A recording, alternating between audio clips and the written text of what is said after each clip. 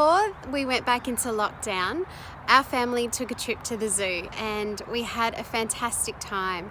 And while I was there, I was thinking about just generally how I was feeling. In the past, when we were going out, I'd take extra time to get ready and possibly not finding things that I feel comfortable in. And there was this whole, drama before we even leave the door. But this time was really different. I just decided what I was going to wear, which happened to be, clothes that were comfortable, but I still felt really good in them.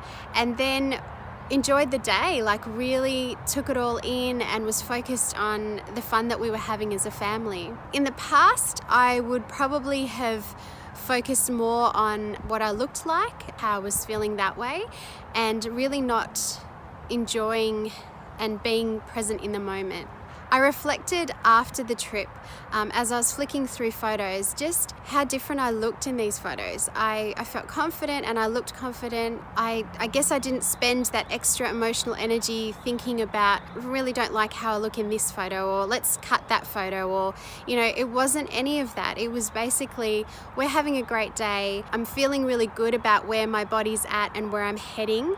And so, yeah, it was a really different experience for me. Another thing I noticed about this trip that was different is that I had food prepared. I made a decision about what I was going to eat that day and had it ready to go. There were a lot of temptations where we went as far as food. I guess just being prepared really helped me not to give in to those. In my last video, I did mention that I was going to talk about some of the strategies around food and healthy eating that I've been adopting. I'm going to call them the 3 Ps because these sorts of things help me to remember as well. The first P is preparation. And like I mentioned, at the zoo, I was prepared. I had already decided what I was going to eat and how much I was going to eat, and then kind of worked that into our day, and it really worked out well. I didn't end the day feeling that I'd eaten too much or that I'd eaten too much of the stuff that's not good for me. And here's an example of some of the snacks that I took with me to the zoo, which just made it really easy for me to snack and enjoy food while everyone else was enjoying food. The second P is portion control. So for me, over all my meals, I've really tried to eat less. So it's just, I've kind of cut, I would say maybe a quarter out of everything that I eat. I'll just put a little quarter back. And that's just a mental thing that I've been doing for myself. And it's really helped me because I think as I slowly start to eat less, my body is telling me that I actually need less and I feel full quicker. The third P is preferences. So I couldn't think of another P, so I just went with preferences. But it makes sense anyway, because instead of choosing to eat lots of carbs, lots of, certain foods that don't satisfy me for that long, I would have less of those kinds of foods and replace it with things like protein, fruit and vegetables, nuts, and things that I know are going to satisfy me for much longer. This little bowl is my trusty snack bowl. Rather than eating straight out of a bag, one of the strategies I've adopted in the last 10 weeks has been to pour whatever I was intending to eat into this little bowl, and then I didn't have to keep putting my hand back into the bag, and then by the end of it you realize I've eaten an entire bag of snacks.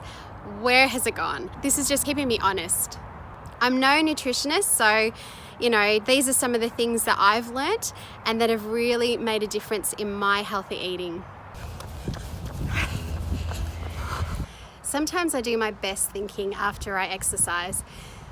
So I have had a thought about what I'm doing and my mental approach to running, my mental approach to pretty much every aspect of my life.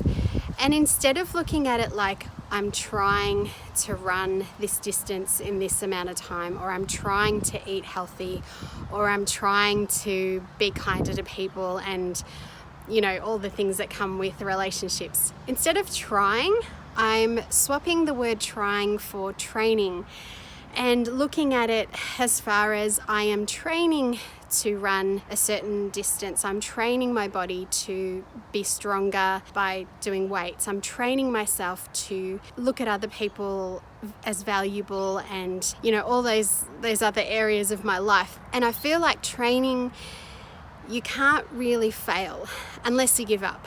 So I don't have to be, reaching the best time every time, but it's a constant thing. If I try and I don't hit it, often what I've done in the past is I've just given up. I've quit, seen myself as a failure and moved on. Whereas if I'm training, it's part of my journey. It's part of the things that I'm doing. So in light of my epiphany about training versus trying, I've noticed a huge difference in the way that I approach my exercise, eating, friendships, relationships, pretty much every area of my life. Next week, I invite you to my kitchen so you can see some of the new strategies I'm adopting to help me with my new healthy way of eating. Mwah.